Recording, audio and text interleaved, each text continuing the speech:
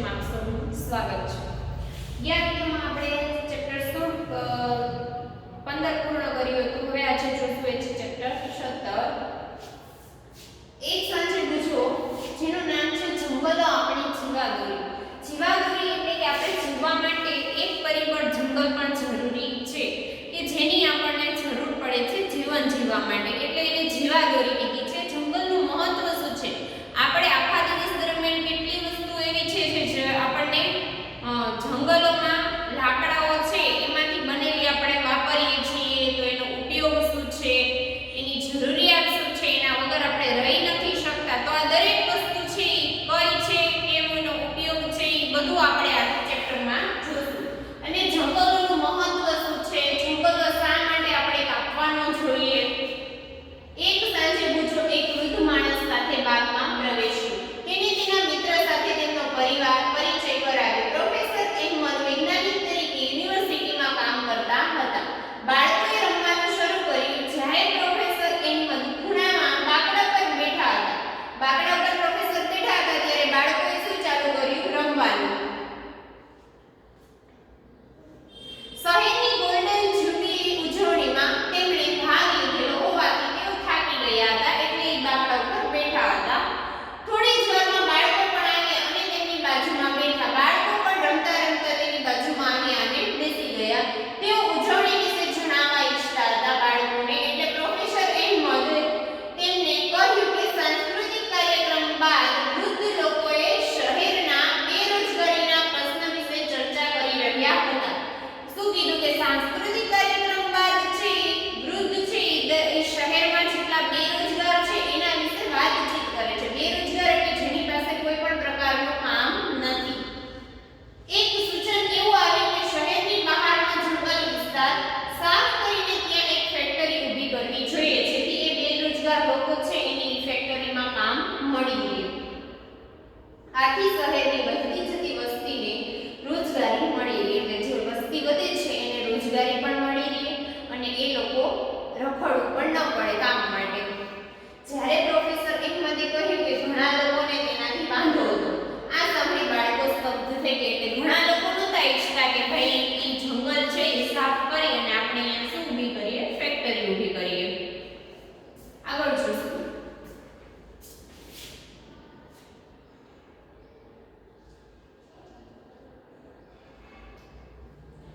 Professor અહેમદે સમજાવ્યું જંગલો એ લીલાફેફસા છે અને કુદરતનું જળ શુદ્ધિકરણ તંત્ર છે। લીલાફેફસા છે અને જળ શુદ્ધિકરણ તંત્ર છે, એટલે એના દ્વારા આપણને શું પાણી પૂરતા પ્રમાણમાં પૃથ્વી ઉપર મળી રહે છે। તો બાળકોએ કીધું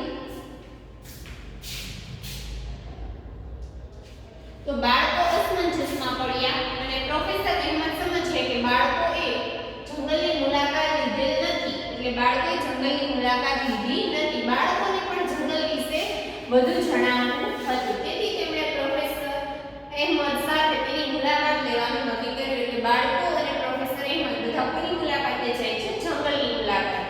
તો વિઝિટ ટુ અ ફોરેસ્ટ એટલે જંગલની એક મુલાકાત। એક રવિવારની સવારે બાળકો છત્રી, બહિર્ગોળ લેન્સ, લાકડી, નોટબુક વગેરે લઈને એક સાથે જંગલની મુલાકાતે નીકળ્યા।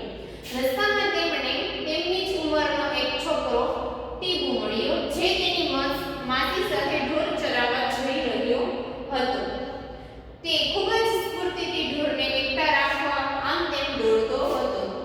જ્યારે તેણે છોકરાઓને જોયા ત્યારે તે તેમની સાથે ચાલવા લાગ્યો, એટલે એ છોકરા મુલાકાતે હતા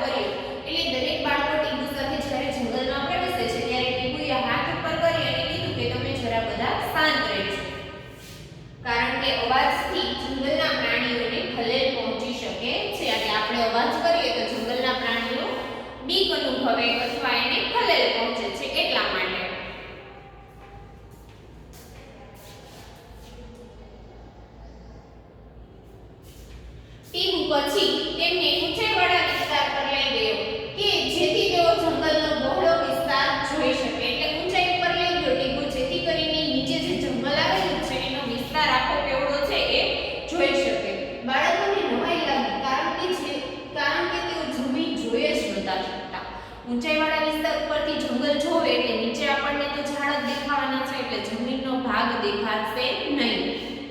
વિવિધ વૃક્ષોના મથાળા દ્વારા ભૂમિ પર જાણે લીલી ચાદર પથરાયેલ હોય. ઉપરથી તમે જુઓ એટલે બધું તો લીલું જ લીલું લાગે એટલે એને શું લાગ્યું કે જ્યારે ભૂમિ ઉપર શું લીલી ચાદર પથરાયેલી છે. જો કે લીલું આવરણ બધી જગ્યાએ એક સરખું લીલું નહોતું. પર્યાવરણ શાંત હતું. હવાની ઠંડી લહેરથી પસાર થઈ રહી હતી જેથી બાળકો ખૂબ જ ખુશ અને તાજગીસભર થઈ ગયા. જેમ ઊંચાઈવાળો વિસ્તાર હતો તો અહીંયા શું હતું, વાતાવરણ ઠંડુ હતું અને હવા પણ સરસ આવતી હતી ઠંડી, જેથી કરીને બાળકો કેવા હતા, ખૂબ ખુશ અને તાજગીસભર ફ્રેશ હતા.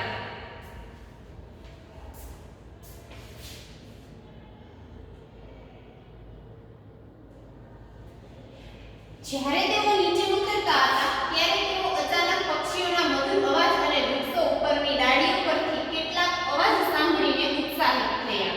નીચે ઉતરતા હતા ત્યારે એને પક્ષીઓનો અવાજ આવ્યો. પક્ષીઓના અવાજ સાંભળીને વૃક્ષની ડાળીઓ પરથી કેટલાક અવાજ સાંભળીને એ લોકો ઉત્સાહમાં આવી ગયા. તેમને શાંત થવા કહ્યું કારણ કે અહીં સામાન્ય બાબત હતી. શાંત થવા કીધું કેમ કે આ શું સામાન્ય બાબત હતી. બાળકોની હાજરીના કારણે વાંદરાઓ ઉપર તરફ કૂદ્યા અને ડાળીઓ પર બેસેલા પક્ષીઓને ખલેલ પહોંચાડી. વાંદરાઓ છે એ શું કર્યું, આ લોકોને જોયા એટલે એક ડાળીથી બીજી ડાળી પર કૂદ્યા અને પક્ષીઓને ખલેલ પહોંચાડી. પ્રાણીઓ ઘણીવાર આ પ્રકારે બીજા પ્રાણીઓને સાવધાન કરવા ચેતવણી આપે છે. ટીપુએ એ પણ કહ્યું કે ઘણા અન્ય પ્રાણીઓ જેવા કે રીંછ, જંગલી બળદ, શિયાળ, સાપ, હાથી વગેરે જંગલના ઊંડાણવાળા વિસ્તારમાં રહે છે. પ્રોફેસર અહેમદ બાળકોને ચેતવ્યા કે તેમણે જંગલમાં ઊંડાણવાળા વિસ્તાર સુધી ન જવું જોઈએ. શા માટે? તો કે આ બધા જ જે આપણને નુકસાન કરે એવા જે પ્રાણીઓ છે એ ક્યાં હોય છે, જંગલના ઊંડાણવાળા વિસ્તારમાં. જો તે અહીંયા જાય તો આ પ્રાણીઓનો ભય લાગે એમને, એટલા માટે. બુદ્ધોને પહેલીને યાદ હતું કે તેઓ જંગલમાં એક વસવાટ હોવા પર ધોરણ 6 માં અભ્યાસ કરી ગઈ. આગળ જોશું.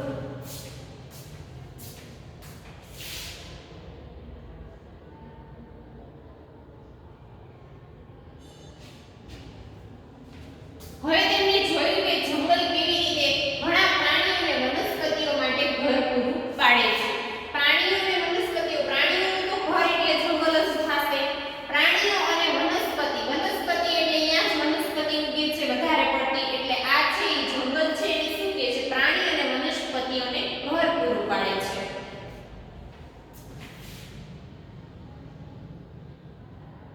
જો અહીંયા અમુક આપણને ઝાડ આપેલા છે, લીમડો, સીસમ અને સેલમ.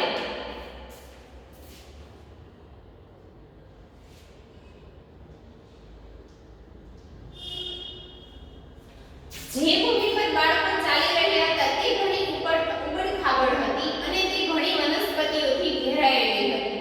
ટીપુએ સાગ, સેલમ, સીસમ, લીમડો, ખાખરો, અંજીર, ખેર, આંબળા, વાંસ, કચનાર વગેરે ઓળખવામાં મદદ કરી. એટલે આ દરેક છે ઝાડના નામ છે.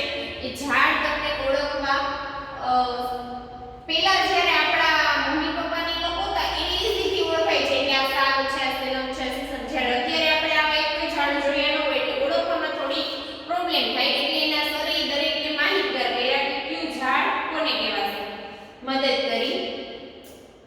પ્રોફેસર અહેમદે કેટલાક વૃક્ષ, શુપ અને જડીબુટ્ટીઓ અને ઘાસ ઓળખાવ્યા. વૃક્ષ, શુપ અને જડીબુટ્ટીઓ અને ઘાસ.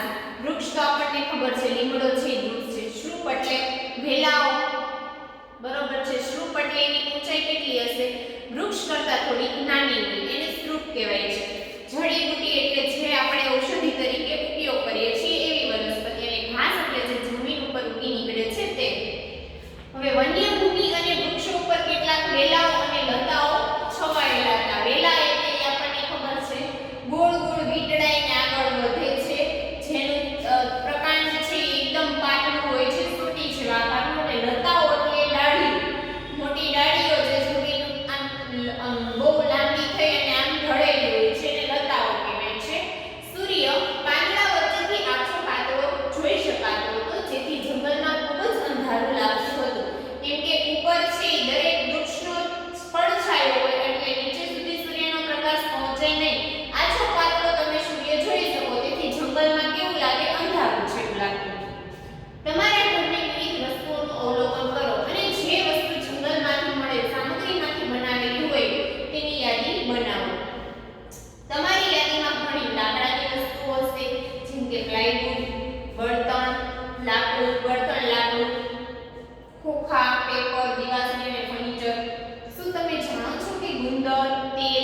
મસાલા, પ્રાણીઓનો ખોરાક એટલે કે ઘાસચારો અને જડીબુટ્ટીઓ એ બધી જ વન્ય પેદાશો છે.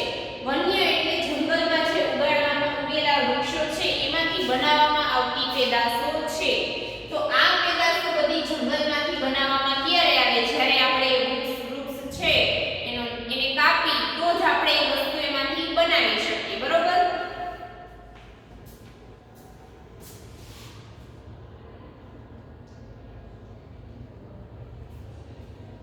વનસ્પતિમાંથી આપણને મળતી પેદાશોના આધારે કોષ્ટક ભરવાનો પ્રયત્ન કરો. દરેક વનસ્પતિનું એક ઉદાહરણ આપેલું છે. વધુ ઉદાહરણ ઉમેરી કોષ્ટક ભરો. શીલાને આશ્ચર્ય થયું કે આ બધી વનસ્પતિઓ કોણે ઉગાડી હશે. પ્રોફેસર અહેમદે ઉત્તર આપ્યો કે કુદરતમાં વૃક્ષો પૂરતા પ્રમાણમાં બીજ ઉત્પન્ન કરે છે. એટલે વૃક્ષ છે બીજ તો ઉત્પન્ન કરે છે, પછી પક્ષીઓ મારફતે એ બીજ એક જગ્યાએથી બીજી જગ્યાએ પહોંચે અને અહીંયા ઉગે છે. જંગલોની ભૂમિ તમને અંકુરિત થવા અને છોડમાં રૂપાંતરિત થવા, જો આ મધપૂરો છે બનાવેલો, આ લાખ છે એટલે કે મીણ, આ લાકડાની મૂર્તિ છે, આ કાથો છે,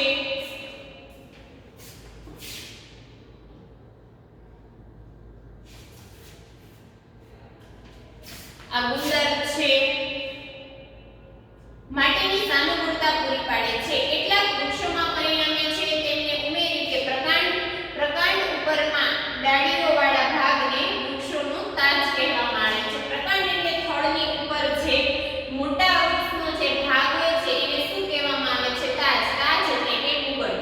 હવે અહીંયા કોષ્ટક આપ્યું છે. ગુંદર કયા વૃક્ષમાંથી મળે છે? ઇમારતી લાકડું કેમાંથી મળે છે? ઔષધિ તરીકે વપરાતા કેટલા વૃક્ષ છે? અને તેલ આપતી કેટલી વનસ્પતિ છે? એ તમારે કોષ્ટકમાં લખવાનું છે.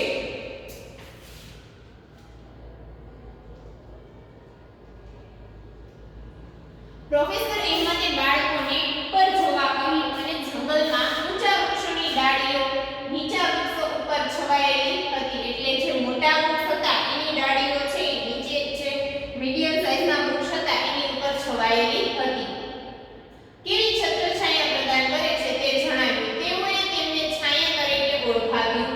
કોને? તો કે મોટા વૃક્ષ છે એની જે ડાળીઓ છે એ નીચેના વૃક્ષ તરફ ઢળેલી હોય છે એટલે એને શું કીધું? છાયા તરીકે ઓળખાવ્યું. તમારી આસપાસ આવેલા જંગલ કે બગીચાની મુલાકાત લો. તે વૃક્ષોનું અવલોકન કરો અને તેમને ઓળખવાનો પ્રયત્ન કરો. આપણી આજુબાજુ જે વૃક્ષ આવેલા છે એને મુલાકાત લેવાની અને એને ઓળખવાનો પ્રયત્ન કરવાનો કે કયું વૃક્ષ છે, એના ઉપયોગ શું છે અને એ વૃક્ષ છે એ આપણને કઈ રીતે મદદરૂપ છે. અથવા વૃક્ષો વિશેના પુસ્તકની મદદ પણ લઈ શકો છો. તમે નિહાળેલા વૃક્ષના લક્ષણોની યાદી બનાવો, જેમાં તેમની ઊંચાઈ, પર્ણનો આકાર, મુગટ, પુષ્પો, ફળો અને કેટલીક વનસ્પતિઓના મુગટના આકારના પણ હોય છે. એટલે આ દરેક વસ્તુઓનું નિરીક્ષણ કરવાનું છે. બે વૃક્ષ છે તો એમાં બેની ઊંચાઈ કેટલી, પર્ણમાં શું વિવિધતા છે, મુગટમાં શું વિવિધતા છે, પુષ્પમાં વિવિધતા અને ફળમાં પણ વિવિધતા. આ રીતે તમારે અવલોકન કરવાનું છે અને એ માટે તમે એક પુસ્તક પણ લઈ શકો છો જેમાં વૃક્ષની માહિતી આપેલી હોય છે. પ્રોફેસર અહેમદે એવું નિર્દેશન કર્યું કે વૃક્ષોના મુગટ વિવિધ આકારના તથા કદના હોય છે. જંગલમાં મુગટથી રચાતી જુદી જુદી આડી હરોળ જોવા મળે છે. મુગટથી રચાતી જુદી જુદી આડી હરોળ જોવા મળે છે જેને વાનસ્પતિક સમૂહ કહે છે. શું કહેવાય છે? વનસ્પતિક સમૂહ એટલે કે વનસ્પતિઓનો સમૂહ. એક કરતાં વધારે વનસ્પતિઓ શું હોય છે? આડી હરોળમાં હોય છે. એટલે દરેક વનસ્પતિઓના મુગટ છે કેવા હોય છે? અલગ અલગ આકારના જોવા મળે છે. વિશાળ અને લાંબા વૃક્ષો સૌથી ઉપરનું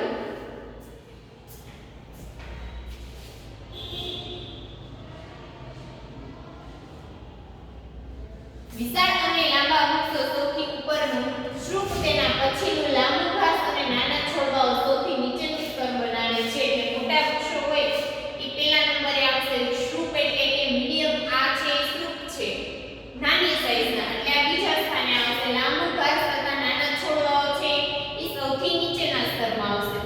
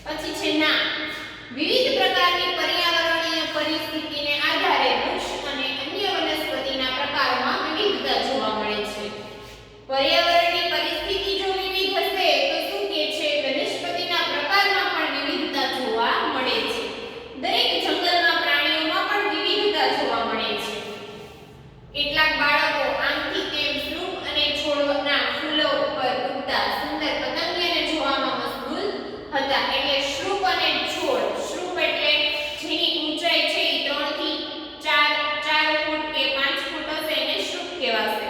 તો એની ઉપર અથવા છે ફૂલના છોડ છે એની ઉપર કેટલાક પતંગિયા ઉડતા હતા એને જોવામાં મશગુલ હતા એટલે કે વ્યસ્ત હતા.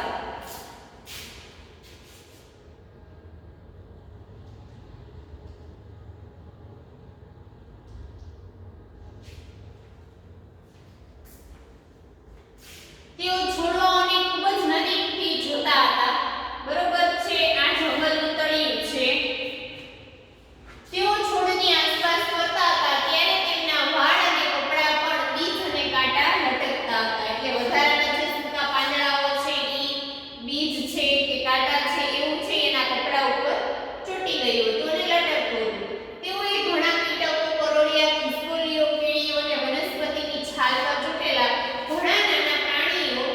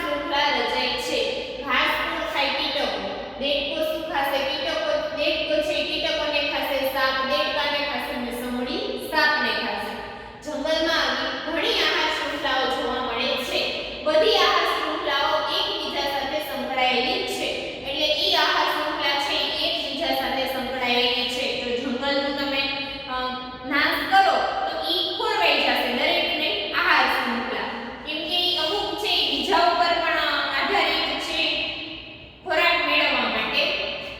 જો કે એક આહાર શૃંખલામાં ખલેલ પડે તો તે અન્ય આહાર શૃંખલાને પણ અસર કરે છે.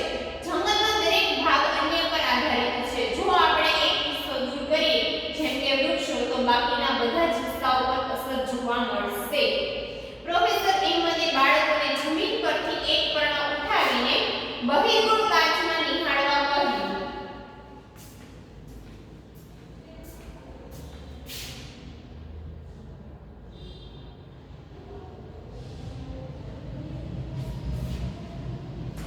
જો અહીંયા શું કીધું છે,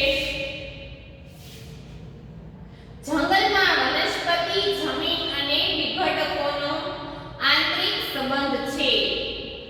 જો વનસ્પતિ છે એ કાર્બન ડાયોક્સાઇડ પ્રકાશ સંશ્લેષણની ક્રિયા દ્વારા શું કરે છે, ખોરાક બનાવે છે અને વાતાવરણમાંનો કાર્બન ડાયોક્સાઇડ લેશે અને ઓક્સિજન વાયુ શું કરશે, મુક્ત કરશે.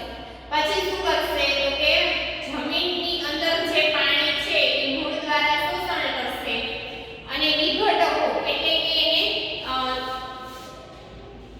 અમુક ઘટકો એવા હશે જેના વિકાસ માટે મદદરૂપ થશે. અને પોષક તત્વો જેમ આપણે કોઈ બીજ ઉગાડવું છે, ખેતર હશે તો ત્યાં ખેડૂતો છે એ પોષક તત્વો નાખે છે, યુરિયા ને અત્યારે તો બધા કૃત્રિમ ખાતર આવી ગયા છે, પહેલા આપણે કુદરતી ખાતર નાખતા. તો જેનાથી છે આ બધું શું છે, કુદરતી ખાતર તમે નાખો એટલે એની અંદર છે એ અમુક પ્રકારના બેક્ટેરિયા છે એ વિઘટન પામે છે, જેથી કરીને તમારી જમીન છે કેવી બને, સારી અને ઉપજાઉ બને. જેમાં તમે જે વસ્તુ ઉગાડો એ કેવી ઉગી શકે, સરળતાથી અને સારી રીતે ઉગી શકે.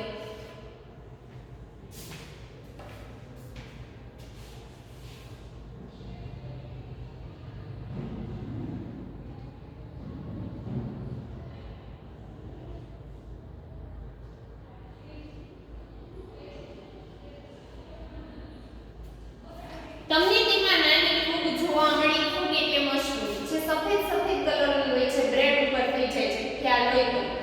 સડેલી બ્રેડ હોય અને પાસી બ્રેડ હોય એના ઉપર આપણને શું જોવા મળે છે, ફૂગ. તેઓના નાના જીવજંતુઓનું સૈન્ય જોવા મળે છે. ગિલોરી કાચથી નિરીક્ષણ કરો એટલે શું જોવા મળે છે, ફૂગ જોવા મળે છે, નાના જીવજંતુઓનું સૈન્ય જોવા મળે છે, જેમ કે કીડીઓ, ધાલિયા જીવડાઓ વગેરે. તમને નવાઈ લાગી આ સજીવો તેમાં કેવી રીતે જીવે છે? હવે આ બધા સજીવો છે, કીડી ને ઢાલિયા છે એને પણ નથી જોયા, એટલે તમે આમ આપણે વિચારી શકીએ કે આમ ગોળ આકારના હશે. નામ ઉપર આ સજીવો તેમાં કેવી રીતે જીવે છે? પ્રોફેસર અહેમદે સમજાવ્યું કે નરી આંખે સરળતાથી જોઈ શકાતા સજીવો ઉપરાંત પણ સૂક્ષ્મ જીવો જમીનમાં રહે છે. એટલે નરી આંખે જોઈ શકાય એવા તો જીવો છે, પણ એ સિવાય કેવા છે કે જેને આપણે નરી આંખે જોઈ શકતા નથી. પહેલીને આશ્ચર્ય થયું કે ફૂગ અને સૂક્ષ્મજીવો શું ખાય છે. એટલે ફૂગ અને સૂક્ષ્મજીવો છે એક પ્રકારના સજીવ જ છે, તો એ ખાય છે શું? તો પ્રોફેસર અહેમદે જવાબ આપ્યો કે તેઓ મૃત વનસ્પતિ અને પ્રાણીની પેશીઓ પર નભે છે. મૃત વનસ્પતિ એટલે કે મૃતોપજીવી વનસ્પતિ અને પ્રાણીઓની પેશીઓ પર નભે છે અને તેમને ઘેરા રંગના સેન્દ્રિય પદાર્થમાં ફેરવે છે. આપણે જે એકઠો કરીએ છીએ, સેન્દ્રિય ખાતર બનાવીએ છીએ, ઈ છે બધું સડેલું જ હોય. એમાં વનસ્પતિ મૃતોપજીવી એટલે કે જે પાંદડા જમીન પરથી ફરી જાય છે એ મૃતોપજીવી વનસ્પતિ છે. તમે સેન્દ્રિય પદાર્થો વિશે પ્રકરણોમાં અભ્યાસ કરી ગયા છો. જમીનમાં કયા સ્તરમાં સેન્દ્રિય પદાર્થો જોવા મળે છે તેનું જમીનમાં શું મહત્વ છે? સેન્દ્રિય પદાર્થોનું જમીનમાં શું મહત્વ છે અને કયા સ્તરમાં જોવા મળે છે એના વિશે જોઈશું. સૂક્ષ્મજીવો જેવા કે મૃત વનસ્પતિ અને પ્રાણીઓને કાળા સેન્દ્રિય પદાર્થમાં ફેરવે છે. તમે ગામડે પહેલા જોયું હોય તો પ્રાણીઓના જે મળમૂત્ર છે, પછી ઝાડના ખરેલા પાન છે, ડાળીઓ છે, એ બધું એક ખાડામાં એકઠું કરતા અને એને સળવા દેતા. અને ઈ જે બને છે એ શું હોય છે, એ બધા એની અંદર સેન્દ્રિય પદાર્થ અને એટલું સળવા દે કે એનો રંગ કેવો થઈ જાય, કાળો થઈ જાય.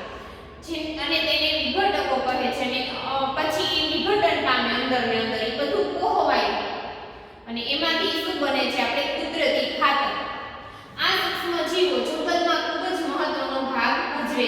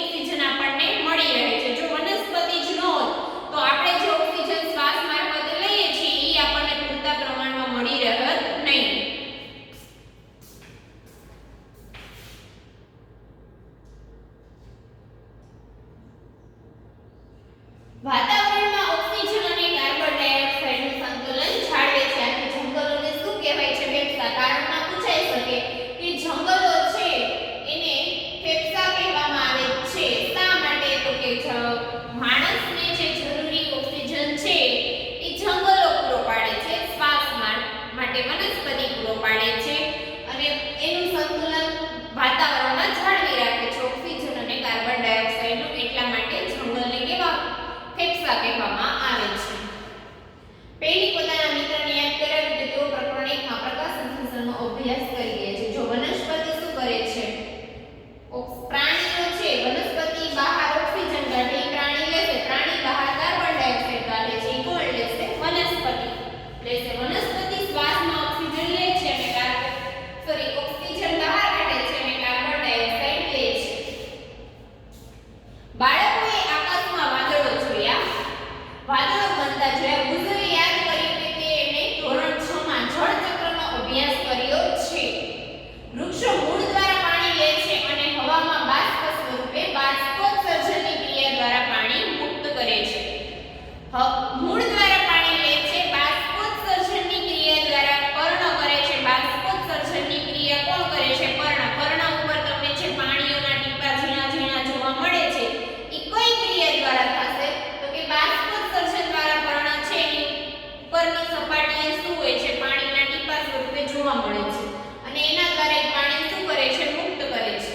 જો વૃક્ષો થોડા હોય તો જળચક્ર પર શું અસર થશે? ટીપુએ કહ્યું જંગલો માત્ર વનસ્પતિ અને પ્રાણીઓનું ઘર જ નહીં, તેમાં ઘણા લોકો રહે છે. વનસ્પતિ અને પ્રાણીનું ઘર જ નથી ખાલી જંગલો, એની અંદર ઘણા બધા લોકો રહે છે. તેમાં ઘણા જુદી જુદી જાતિના પણ છે. ટીપુએ સમજાવ્યું કે આ લોકો મહદઅંશે જંગલો પર નિર્ભર છે. જંગલો તેમને ખોરાક, રહેઠાણ, પાણી અને દવા પણ પૂરી પાડે છે. તેઓ પાસે